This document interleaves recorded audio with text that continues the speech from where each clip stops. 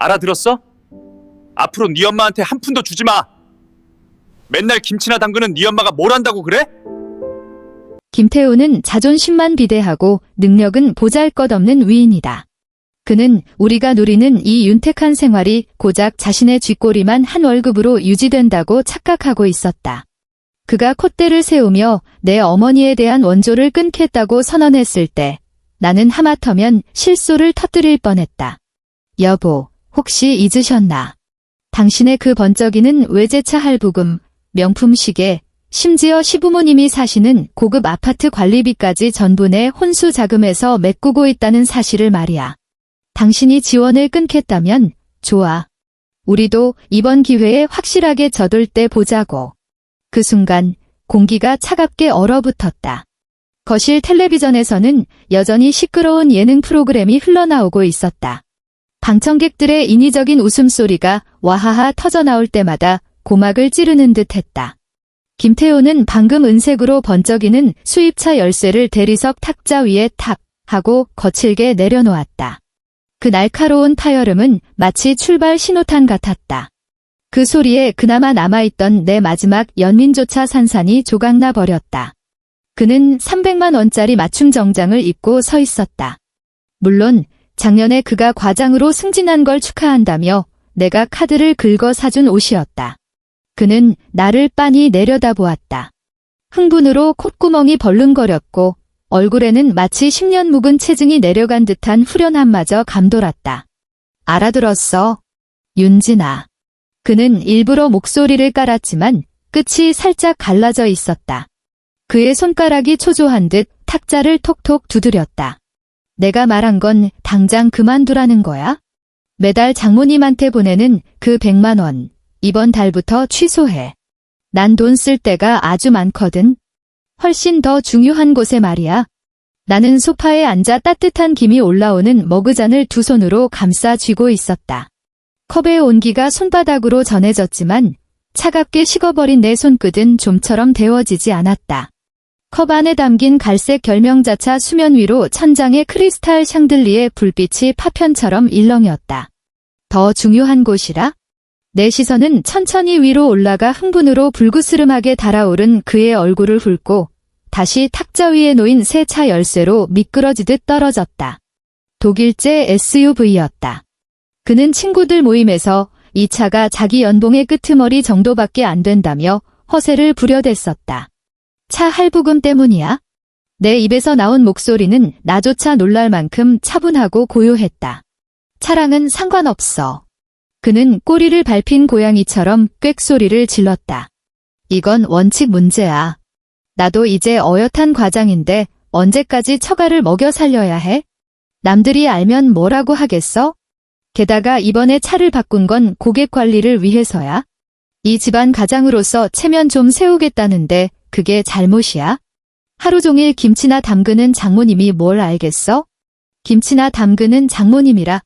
나는 그 말을 입안에서 조용히 굴려보았다. 기억이 썰물처럼 밀려왔다. 결혼 전 그가 우리 집에 처음 인사 오던 날이 떠올랐다. 그는 무릎을 꿇고 눈물을 흘리며 우리 엄마에게 맹세했었다. 평생 나를 손에 물 한 방울 안 묻히게 하겠다고. 홀어머니 밑에서 자라서 물론 나중에 아버지가 돌아오긴 했지만 장모님을 친어머니처럼 모시겠다고. 낡은 점퍼를 입고 있던 그때의 그는 눈빛만큼은 가슴 아플 정도로 진실해 보였다. 하지만 지금 내 눈앞에 있는 건 그 성실했던 청년이 아니었다. 허영심에 잡아먹힌 괴물만이 서 있을 뿐이었다. 예전 같았으면 따졌을 것이다. 가계부를 꺼내 들고 조목조목 짚어주며 그 100만 원으로는 시부모님이 사는 서울 고급 아파트의 한 달 관리비와 난방비도 못 낸다고 소리쳤을 것이다. 그가 그토록 자랑스러워하는 중산층의 삶이란 게 사실은 친정아버지가 내게 남겨준 신탁 자금 위에 세워진 신기루일 뿐이라고 일깨워줬을 것이다. 하지만 오늘 당연하다는 듯 뻔뻔하게 구는 그의 얼굴을 보자 갑자기 모든 게 귀찮아졌다. 뼛속까지 스며드는 피로감에 입술을 달싹일 힘조차 없었다. 알았어. 나는 고개를 끄덕이며 들고 있던 컵을 내려놓았다. 도자기 컵 밑바닥이 유리 탁자에 닿는 소리가 달그락 하고 작지만 선명하게 울렸다. 김태우는 내가 이렇게 순순히 나올 줄은 몰랐던 모양이다. 그는 잠시 멍하니 있다가 준비해둔 온갖 변명들이 쓸모없어지자 우스꽝스럽게 눈을 깜박거렸다. 이내 그는 만족스러운 미소를 지으며 다가와 내 어깨를 두드리려 했다. 그래, 진작 그럴 것이지. 남자가 밖에서 돈 버는 게 얼마나 힘든 줄 알아? 집안 돈 쓸 때도 우선순위가 있는 법이야. 너무 서운해하지 마. 내년에 보너스 나오면 그때 가서 다시 생각해보든지 할게. 나는 몸을 살짝 틀어 그의 손을 피했다. 허공에 머물던 그의 손이 무한한 듯 거두어졌다. 하지만 기분이 워낙 좋아진 그는 콧노래까지 흥얼거리며 현관으로 향했다. 오늘 성호랑 애들 만나서 차 뽑은 기념으로 한잔하기로 했어. 늦을 거야. 쾅 하고 육중한 현관문이 닫혔다. 곧이어 전자 도어록이 잠기는 소리가 들려왔다. 띠리리. 집안은 다시 죽은 듯이 고요해졌다. 텔레비전 속 사회자의 과장된 웃음소리만이 텅 빈 거실을 공허하게 채웠다. 나는 창밖에 네온 사인이 통유리창을 뚫고 들어와 내 그림자를 길게 늘어뜨릴 때까지 꼼짝도 하지 않고 앉아 있었다. 천천히 몸을 일으켜 서재로 향했다. 노트북을 열자 푸르스름한 화면, 불빛이 내 무표정한 얼굴을 비췄다. 익숙하게 은행 보안 카드를 꺼내 들었다. 키보드 위를 오가는 손가락 끝에서 경쾌한 타자 소리가 났다.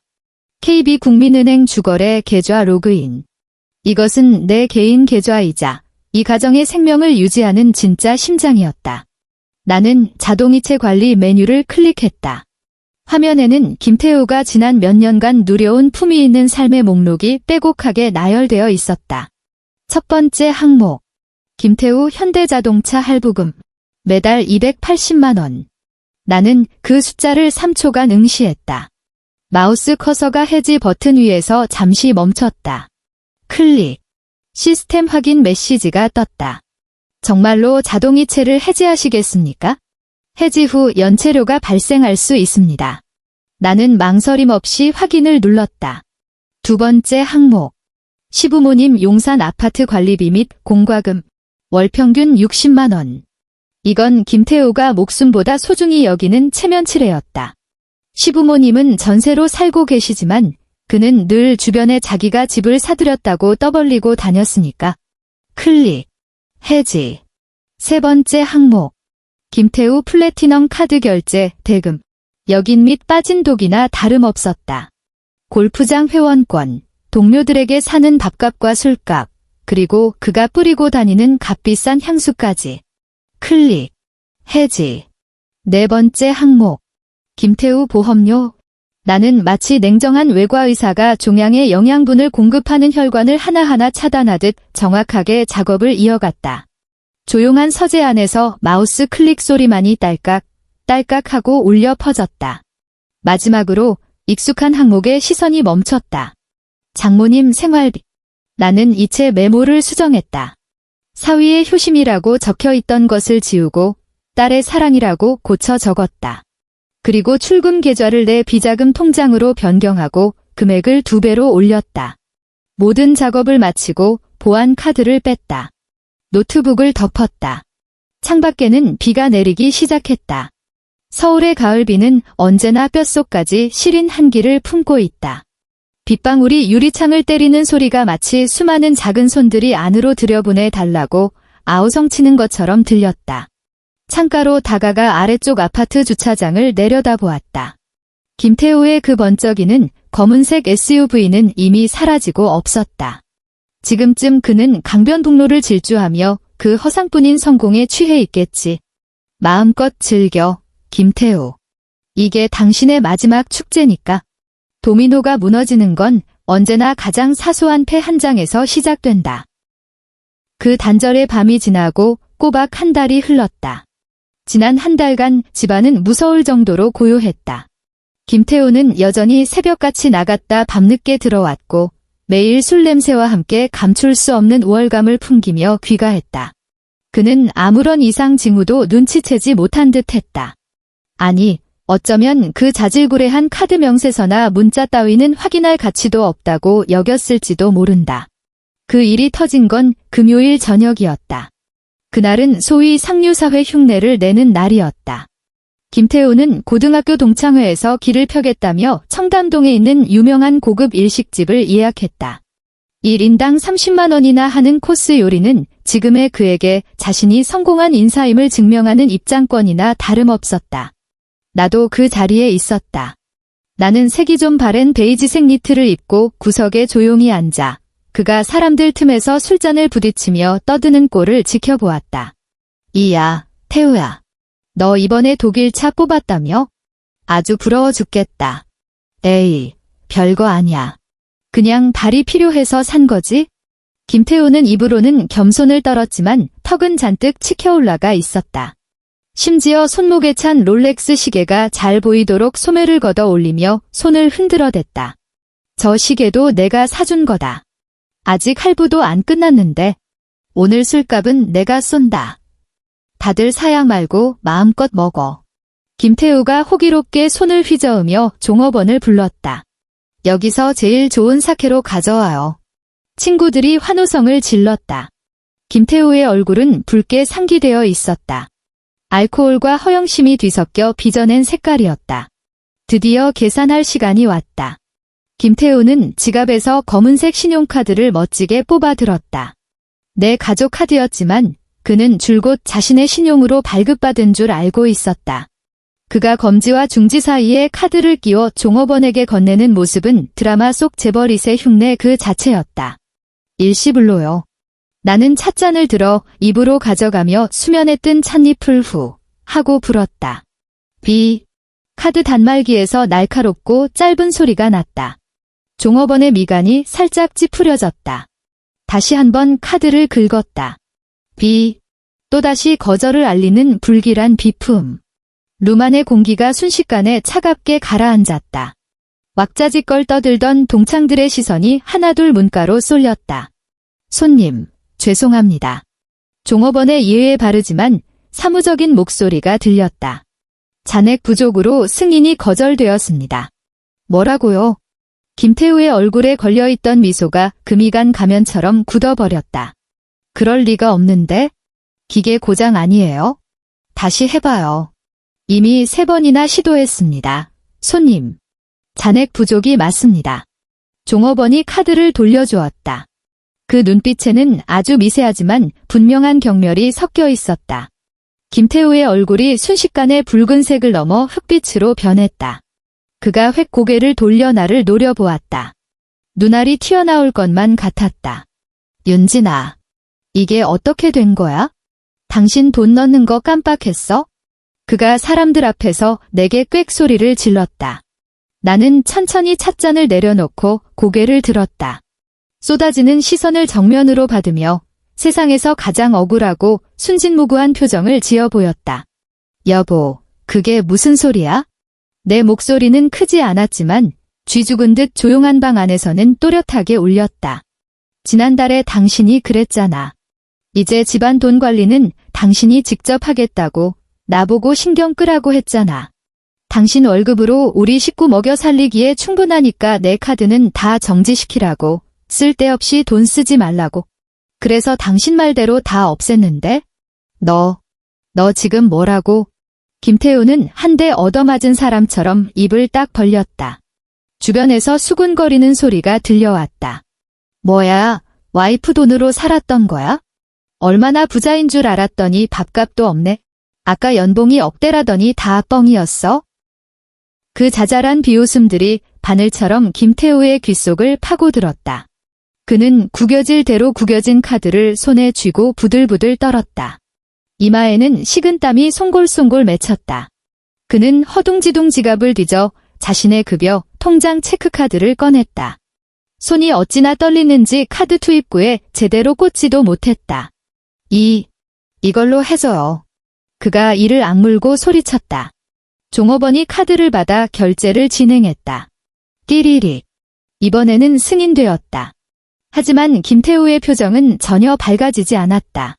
그 순간 그의 휴대전화가 진동했기 때문이다. 은행에서 온 출금 알림 문자였다. 화면은 보이지 않았지만 나는 알 수 있었다.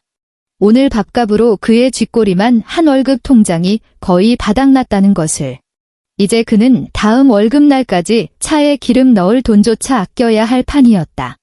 집으로 돌아오는 차 안. 공기는 질식할 듯 무거웠다. 창밖으로 서울의 야경이 빛의 강물처럼 빠르게 흘러갔다. 김태우는 운전대를 으스러져라 꽉 쥐고 있었다. 손마디가 하얗게 질렸고 숨소리는 상처 입은 짐승처럼 거칠었다. 너 일부러 그랬지? 그가 불쑥 입을 열었다. 목소리가 음산했다. 무슨 말인지 모르겠네. 나는 창밖을 내다보며 건조하게 대꾸했다. 난 그저 가장의 명령을 따랐을 뿐이야. 너희. 그가 막 폭발하려던 찰나 차량 블루투스 스피커가 요란하게 울렸다. 내비게이션 화면에 두 글자가 떴다. 엄마. 김태우는 짜증스럽게 통화 버튼을 눌렀다. 엄마, 왜요? 늦은 시간에. 나 지금 운전 중이라 바쁜데. 아이고. 태우야. 큰일 났다. 스피커를 통해 시어머니의 찢어지는 듯한 울음소리가 터져나왔다. 좁은 차 안이 쩌렁쩌렁 울려 고막이 아플 지경이었다. 전기가 나갔어. 갑자기 집안이 캄캄해졌다고. 게다가 물도 안 나와. 머리 감고 있었는데 거품도 못 헹궜단 말이다. 이게 무슨 날벼락이니? 관리실 놈들이 미친 거 아니냐? 어서 전화해서 호통 좀 쳐라. 명색이 고급 아파트인데 어떻게 단수랑 정전이 동시에 되냐고. 김태우가 급브레이크를 밟았다. 관성의 몸이 앞으로 쏠리며 안전벨트가 쇄골을 파고들었다. 차가 길가에 멈춰섰고 뒤따라오던 차들이 경적을 울리며 욕설을 퍼부었다. 정전이라니요. 김태우는 눈을 부릅뜨고 믿을 수 없다는 표정을 지었다. 관리비 자동 이체해 놨잖아요. 그게 무슨 소리예요? 그러니까 말이다. 항상 알아서 빠져나가던 게 왜 이러냐고. 으앙, 무서워 죽겠다. 내 아버지는 아까 화장실 가다가 넘어져서 허리도 삐끗했어. 태우야, 빨리 와서 해결 좀 해라. 김태우가 천천히 고개를 돌렸다. 공포에 질린 눈동자가 나를 향했다. 그제야 그는 깨달은 듯 했다. 그동안 자신이 신경 쓰지 않아도 저절로 굴러가던 안락한 세계, 언제나 쾌적하고 따뜻했던 그 세계가 발밑에서부터 무너져 내리고 있다는 사실을. 윤진, 관리비. 그의 목소리가 덜덜 떨렸다. 나는 안전벨트를 풀고 구겨진 코트깃을 매만졌다. 그리고 가로등 불빛이 희미하게 비치는 어둠 속에서 그를 향해 싱긋 웃어 보였다. 여보, 잊었어. 시댁관리비, 내 통장에서 자동 이체되던 거잖아. 당신이 우리 엄마한테 가는 돈 끊겠다며. 그래서 나도 공평하게 당신 부모님 지원 끊었어. 가는 게 있어야 오는 게 있는 법이잖아. 아주 공평하지? 너 미쳤어. 우리 부모님이야. 그가 침을 튀기며 고래고래 소리를 질렀다. 그리고 그 돈은 내 돈이고. 나는 차갑게 말을 잘랐다. 아, 참, 미리 말해두는데 당신 차 할부금 다음 주 화요일이 만기야. 그것도 내 펀드에서 나가던 거 알지? 체면이 밥 먹여준다며. 그 대단하신 과장님 월급으로 잘 막아봐. 나는 차 문을 열었다. 매캐한 매연 냄새가 섞인 찬바람이 훅 끼쳐왔지만 머릿속은 그 어느 때보다 맑았다. 어디가? 야, 안 들어와. 김태우가 뒤에서 악을 썼다. 나는 뒤도 돌아보지 않고 지나가던 택시를 향해 손을 흔들었다. 성북동으로 가주세요. 기사님께 행선지를 말했다. 친정이 있는 곳이었다. 사이드미러 속에서 김태우의 고급 외제차는 길가에 덩그러니 서 있었다. 비상등 두 개가 마치 겁에 질린 눈동자처럼 어둠 속에서 깜박거리고 있었다. 진정한 가난이란 명품 가방을 못 사는 게 아니다. 최소한의 존엄을 지키기 위해 동전 하나까지 계산해야 하는 비참함. 바로 그것이다. 김태우는 그 사실을 뼈저리게 깨닫게 되었다. 고작 보름 만에 그는 허리띠를 졸라매면 자기 월급으로 어떻게든 버틸 수 있을 거라 믿었을 것이다. 하지만 그는 너무 순진했다. 욕망이 들끓는 이 서울 바닥에서 중산층이라는 껍데기를 유지하는데 얼마나 막대한 비용이 드는지 그는 꿈에도 몰랐던 것이다. 그날 오후 나는 겨울옷을 챙기러 잠시 아파트에 들렀다. 현관문을 열자마자 퀴퀴한 곰팡내와 썩은 내가 코를 찔렀다. 사람의 온기가 사라진 지 보름밖에 안 됐는데 그토록 화려했던 모델하우스 같던 집은 폐가처럼 변해 있었다. 현관에는 배달 음식 상자가 산처럼 쌓여 있었고 치킨 기름이 배어나온 종이봉투가 바닥에 눌어붙어 흉물스러운 자국을 남기고 있었다. 거실은 난장판이었다. 김태우가 애지중지하던 골프채 세트는 보이지 않았고 그 자리에는 뜯지 않은 독촉장들만 소파 위에 굴러다녔다. 안방으로 들어가 옷장을 열었다. 그의 옷들이 걸려있던 쪽이 횡하니 비어 있었다. 내가 사준 아르마니 슈트, 한정판 트렌치 코트들이 전부 사라졌다. 정말 갈 때까지 갔구나. 요즘 중고 명품 매입하는 곳이 성업이라더니 거길 밥 먹듯이 드나들었나 보다. 짐을 챙겨 나오려는데 도어로 키패드 눌리는 소리가 났다. 삐삐삐삐. 비밀번호가 일치하지 않습니다. 기계적인 안내 음성이 들렸다. 곧이어 쾅쾅쾅 문을 부술 듯 두드리는 소리가 났다. 윤진아, 너 안에 있는 거 다 알아. 문 열어. 당장 문 열라고. 김태우의 목소리는 다급함을 넘어 공포에 가까웠다. 나는 현관으로 걸어가 월패드 화면을 켰다. 카메라에 비친 남자의 몰골은 가관이었다. 불과 보름 만에 10년은 늙어 보였다. 머리는 며칠을 안 감았는지 기름에 절어 두피에 딱 붙어 있었고 빳빳했던 셔츠는 걸레처럼 구겨져 있었다. 기대는 커피 자국인지 김치 국물인지 모를 얼룩이 묻어 있었다. 퀭한 눈, 푹 꺼진 볼, 하얗게 튼 입술. 청담동 일식집에서 호기를 부리던 김 과장은 온데간데 없었다. 삶이라는 믹서기에 갈려 찌꺼기만 남은 폐잔병이 서 있을 뿐이었다. 비밀번호 바꿨어. 나는 인터폰을 향해 건조하게 말했다. 내가 뭔데 비밀번호를 바꿔. 여긴 내 집이야. 내 명의로 된 집이라고. 그가 쇳소리를 내며 발로 문을 걷어찼다. 정정해 줄게. 이 집은 전세야. 스피커를 통해 나가는 내 목소리는 차갑고 왜곡되어 들렸다. 전세 보증금 8억 중에 6억은 내 혼전 재산이고 나머지 2억은 당신 명의로 대출받은 거지. 그리고 그 대출이자 지금까지 누가 냈더라? 문 밖에 서 있던 김태우는 그 자리에 굳어버렸다. 지금 당신 형편의 대출 이자를 낼 돈이 없을 테니 은행에서 곧 독촉장이 날아갈 거야. 다음 달까지 해결 못하면 이 집은 경매로 넘어가겠지? 이 집의 실질적 소유주로서 내 재산을 지키려면 어쩔 수 없어. 윤진, 그의 목소리에서 힘이 툭 빠져나갔다. 마치 바람 빠진 풍선처럼 그는 현관문에 등을 기댄 채 주르륵 미끄러져 내렸다. 그러고는 무릎을 꿇고 앉았다. 내가 잘못했어. 정말이야, 내가 다 잘못했어. 나 지금 밥 먹을 돈도 없어. 차도 팔고 시계도 팔았는데 그 구멍들을 메꾸기엔 턱도 없더라. 회사 사람들도 뒤에서 다 수군거려. 점심때 동료들하고 같이 밥 먹으러 가지도 못해. 비상계단에 숨어서 편의점 주먹밥으로 때운다고. 나는 화면 속에서 잔뜩 웅크린 남자를 내려다보았다. 그가 고개를 들어 카메라를 쳐다보았다. 눈물과 콧물로 범벅이 된 얼굴로 그는 두 손을 모아 싹싹 빌기 시작했다. 여보, 문 좀 열어줘. 나 너무 배고파. 당신이 끓여주는 김치찌개가 먹고 싶어. 맹세할게.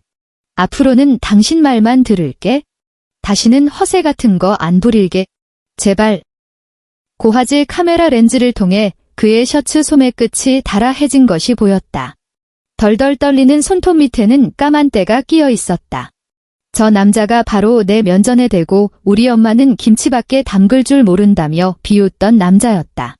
내가 돈을 펑펑 쓴다며 자기가 가장으로서 얼마나 힘들게 가정을 건사하는지 아느냐고 떵떵거리던 남자였다.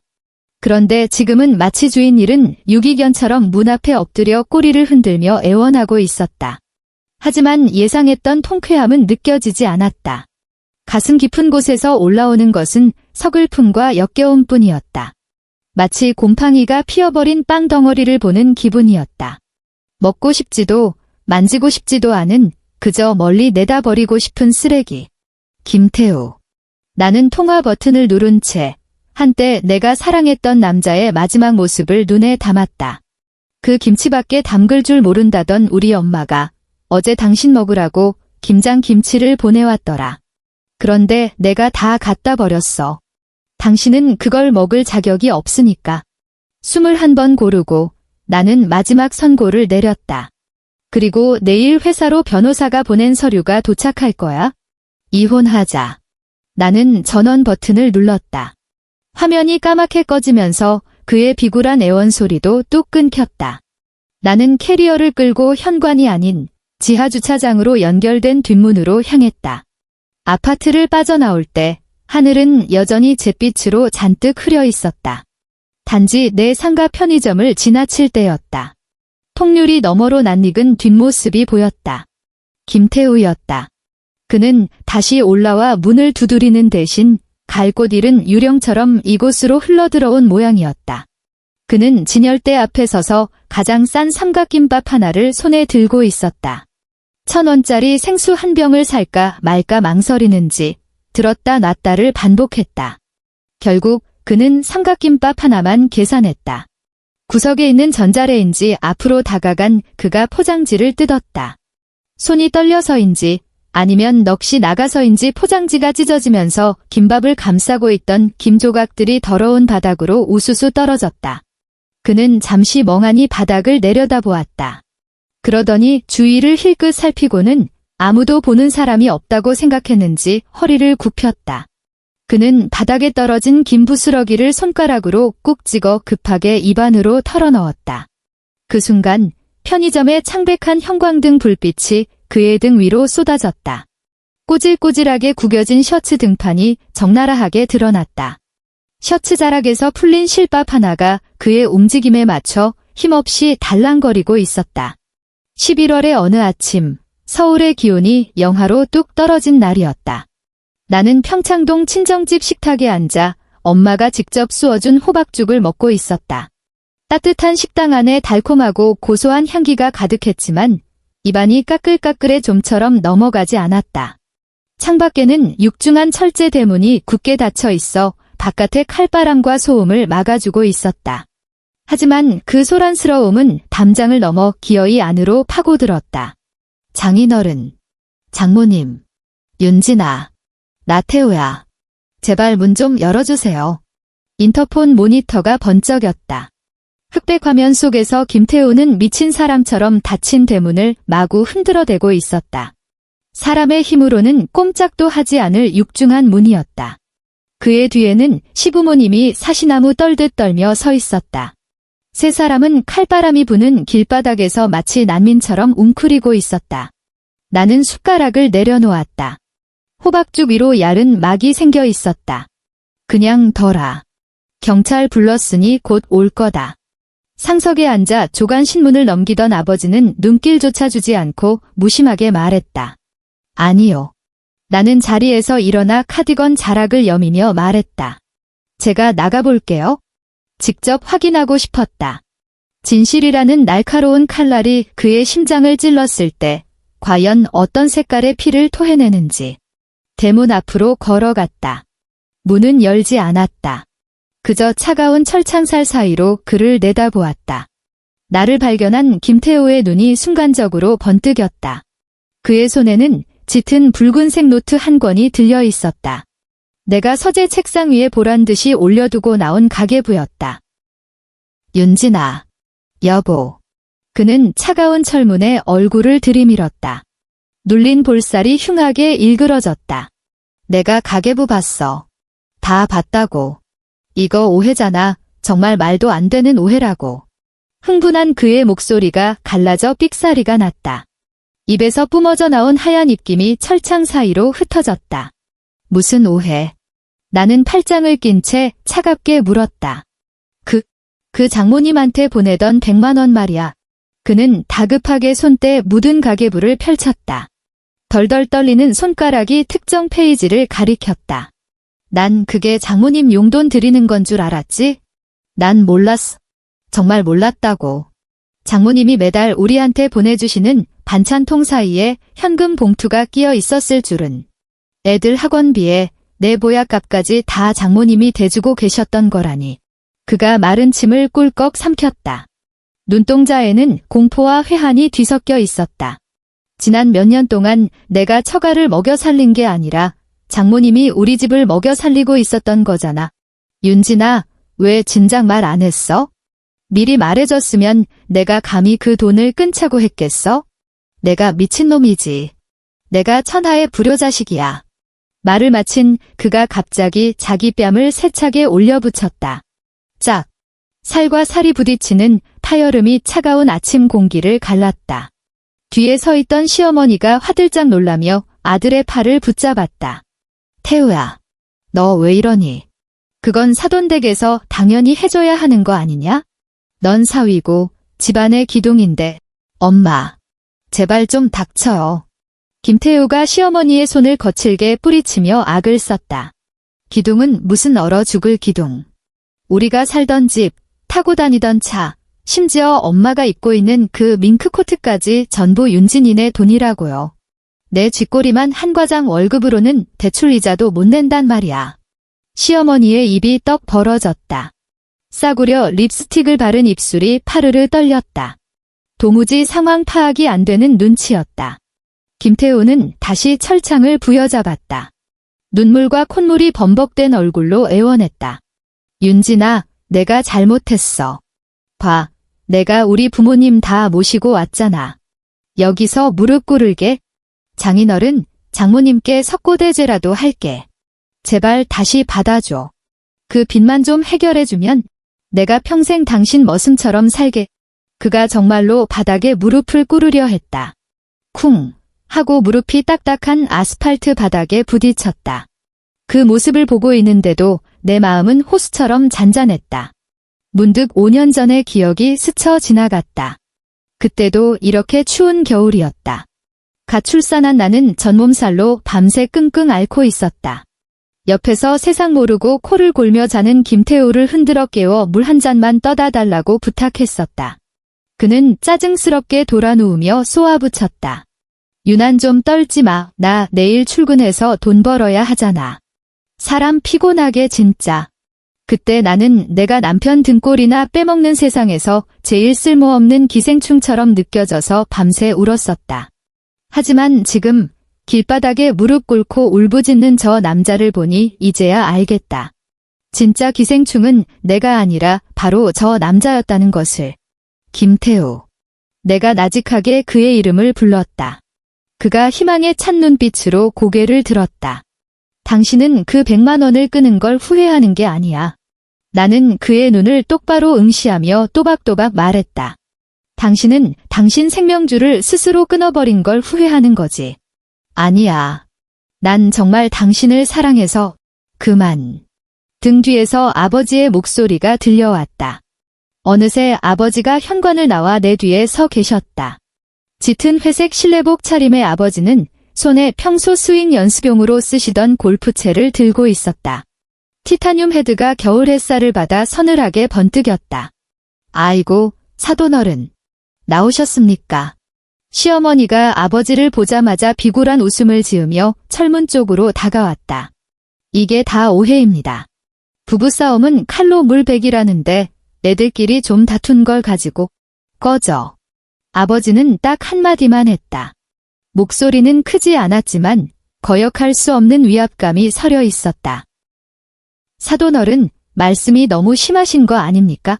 아버지는 더 이상 대꾸하지 않았다. 대신 손에 들고 있던 골프채를 번쩍 치켜들더니 김태우가 길가에 세워둔 낡은 중형차를 향해 내리꽂았다. 외제차를 팔고 겨우 마련한 중고차였다. 쾅! 굉음과 함께 사이드미러가 박살났다. 플라스틱 파편이 사방으로 튀며 김태우의 손등을 긁고 지나갔다. 악! 시어머니가 비명을 지르며 귀를 막았다.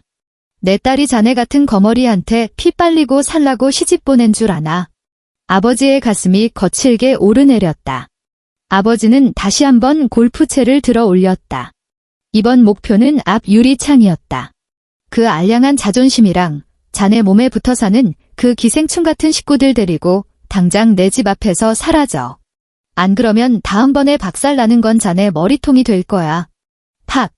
앞 유리창에 거미줄 같은 금이 쩍 하고 갔다. 그 균열은 김태우가 가진 모든 퇴로와 희망을 가로막는 거대한 그물처럼 보였다. 소란에 놀란 이웃집 창문들이 하나둘 열렸다. 호기심과 경멸이 담긴 시선들이 스포트라이트처럼 그들을 비췄다. 김태우는 바닥에 주저앉았다. 그의 바지 사타구니가 짙은 색으로 축축하게 젖어 들어갔다. 그는 덜덜 떨고 있었다. 추위 때문이 아니었다. 발가벗겨진 채 세상에 내던져진 자가 느끼는 원초적인 공포 때문이었다. 그는 드디어 깨달았을 것이다. 그가 잃어버린 건 단순히 현금 인출기 같은 아내가 아니라 그가 발 딛고 서 있던 세상 그 자체였다는 것을. 서울가정법원의 복도는 언제나 소독약 냄새와 묵은 종이 냄새가 섞여났다. 그 냄새는 병원 영안실을 떠올리게 했다. 차갑고 건조하고 온기라곤 찾아볼 수 없는 냄새. 나는 대기실 의자에 앉아 두툼한 서류 봉투를 만지작거렸다. 은행 거래 내역서, 전세 계약금 출처 증명서, 혼전 재산 공증 서류, 그리고 그 꼼꼼했던 가계부 사본까지.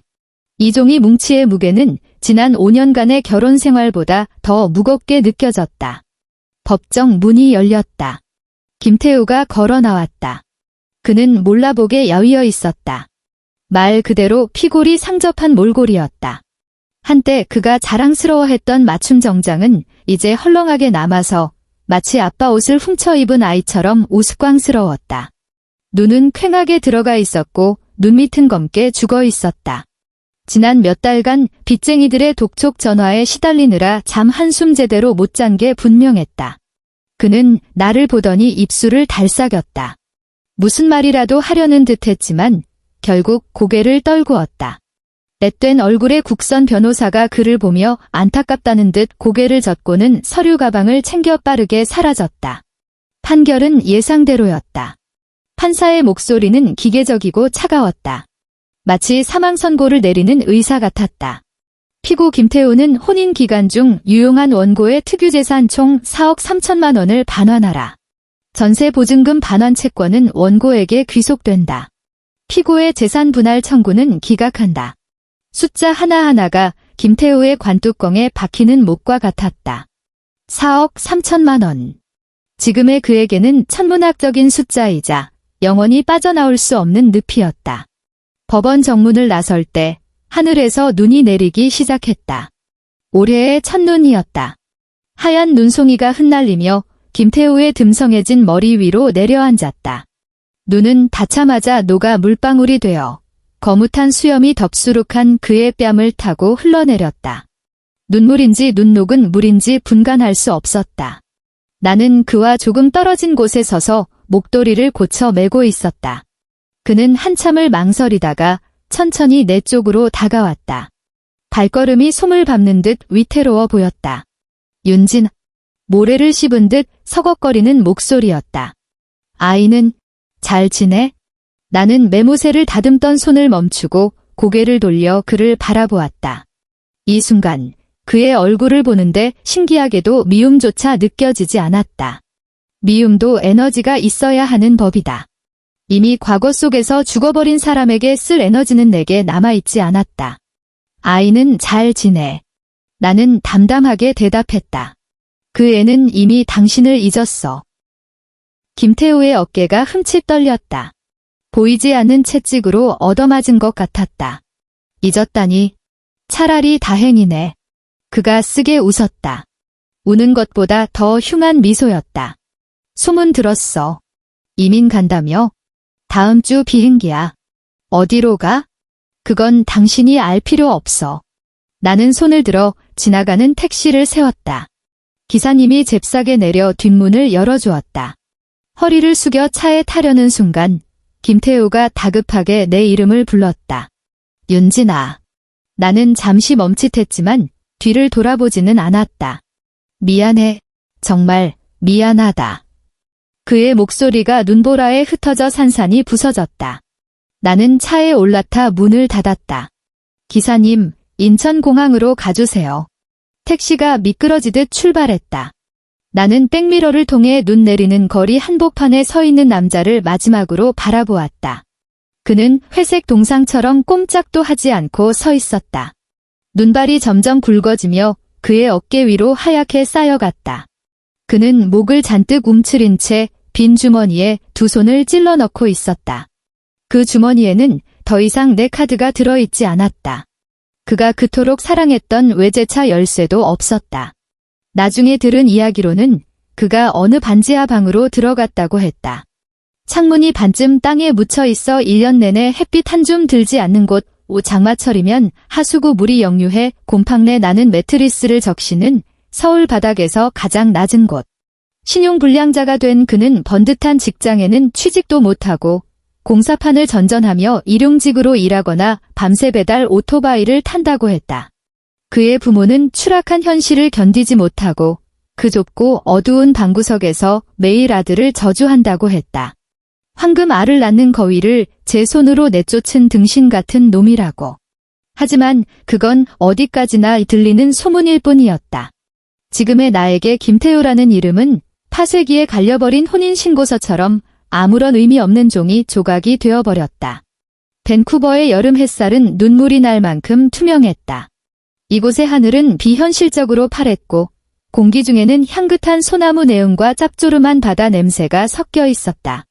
서울의 숨막히는 미세먼지도 남의 눈치를 보며 신경을 곤두세워야 했던 숨막히는 압박감도 이곳에는 없었다. 나는 정원에 놓인 하얀 선베드에 누워 잔디밭을 바라보고 있었다. 5살 된 아들이 골든 리트리버와 함께 뒹굴며 뛰어놀고 있었다. 아이의 머리카락이 햇살을 받아 금빛으로 반짝였다. 아이는 티 없이 맑게 웃고 있었다. 엄마, 이것 봐요. 아이가 방금 꺾은 들꽃 한 송이를 흔들며 내게 달려왔다.